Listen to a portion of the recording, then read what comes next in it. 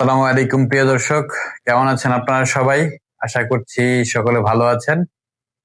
আপনাদেরকে ভালো রাখার উদ্দেশ্যে আজকে একটি সতর্কতামূলক ভিডিও নিয়ে আসলাম। আজকের ভিডিওর টপিক হচ্ছে নিপা ভাইরাস। শীতের প্রকোপ বাড়ার সাথে সাথে আপনাদের মধ্যে অনেকেই রয়েছেন যাদের মধ্যে খেজুরের কাঁচা রস খাওয়ার প্রবণতা তৈরি হয়েছে। অনেকে আবার কাঁচা রস খাওয়ার পর ফেসবুকে স্ট্যাটাস দিয়ে জানিয়ে দিচ্ছেন। এই কাঁচা খেজুরের রসের প্রতি যাদের অতি আগ্রহ তৈরি হয়েছে তাদের উদ্দেশ্যে বলছি, নিপা ভাইরাস একটি সংক্রামক রোগ। বাংলাদেশে এই ভাইরাসে মৃত্যুর হার 70 থেকে প্রায় 100%। অর্থাৎ আপনি যদি এই রোগে আক্রান্ত হন তাহলে আপনার বাঁচার সম্ভাবনা খুবই কম। নিপা ভাইরাসের প্রধান লক্ষণ সমূহ। তো নিপা ভাইরাস যখন আপনার শরীরে প্রবেশ করে তখন এটার লক্ষণ প্রকাশ পেতে অনেক সময় 4 থেকে 14 দিন পর্যন্ত সময় লাগতে পারে। আমরা এটিকে ইনকিউবেশন পিরিয়ড বলে থাকি। তো নিপা ভাইরাসের লক্ষণ সমূহ অনেকগুলো লক্ষণই ডেঙ্গুর সাথে মিলে যায়।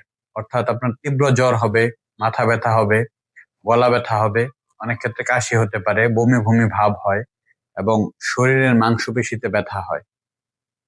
এই ভাইরাসটি মূলত ফ্রুট ব্যাট বা ফলের বাদুড় থেকে মানুষের দেহে ছড়ায়।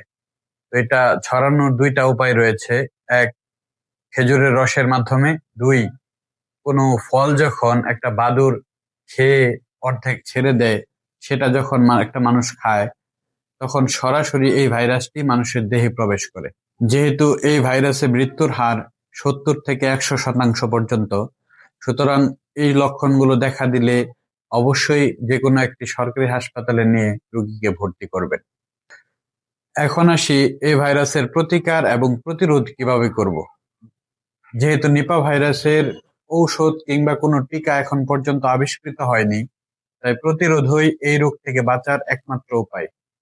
প্রথম কথা হচ্ছে, কাঁচা খেজুরের রস কখনোই পান করা যাবে না, তবে ফুটিয়ে পান করা নিরাপদ। 2 নম্বর বিষয় হচ্ছে, ফল খাবার আগে অবশ্যই ভালো করে ধুয়ে খোসা ছাড়িয়ে তারপর খাবেন। কখনোই পাখি বা বাদুড়ে খাওয়া ফল খাওয়া যাবে না।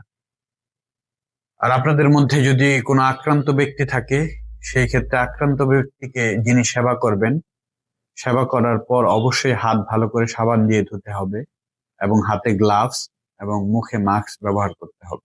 তো প্রিয় দর্শক, সকলের জন্য শুভকামনা রইল।